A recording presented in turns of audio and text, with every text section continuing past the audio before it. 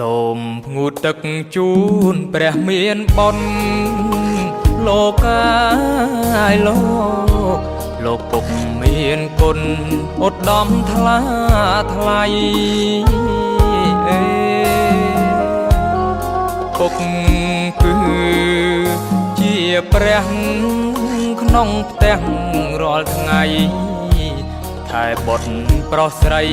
អត់បីទុំណែរបស់ក្នុងលោកមិនអាចដូរទេលោកកាយលោកទឹកចិត្តពុកម៉ែធំជាងគិងរីថ្ងៃនេះកូនសូមក្រាបដល់ធរណីងូតទឹកជូនពុកសុគន្ធវីរីលើកហាត់ប្រណំបងគុំវន្ទីសូមអត់ទងសាដែលកូនធ្លាប់ឆ្កងព្រោះកូននៅតូចខំផងត្រូវផងពុកតែងរ៉ាប់រងអប់រំប្រដៅ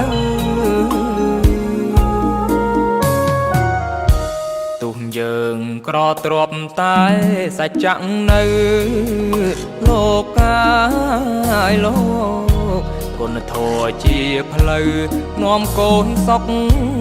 សាន្ត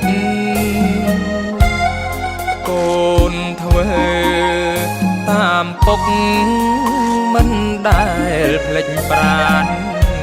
នាំខ្លួនកូនបានចាក់ដីទុកខា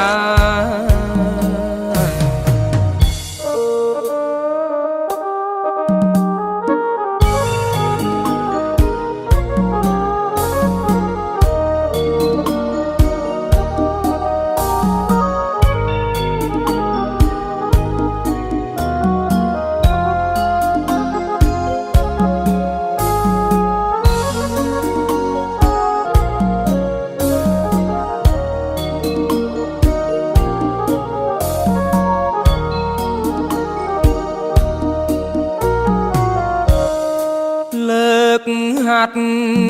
ប្រណំបងគុំវន្ទីសូមអត់ទងសាដែលកូនធ្លាប់ឆ្កងព្រោះកូ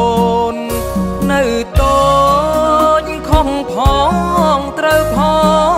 ងពុកតែងរ៉ាប់រងអប់រំប្រដៅទុះយើងក្រទ្រាប់តែ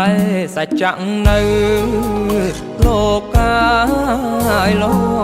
កគុណធម៌ជាផ្លូវនាំកូនសុខសាន្តកូនធ្វើតាមពុក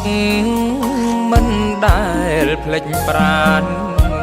នាំខ្លួនកូនបានចាក់ដីទុកខា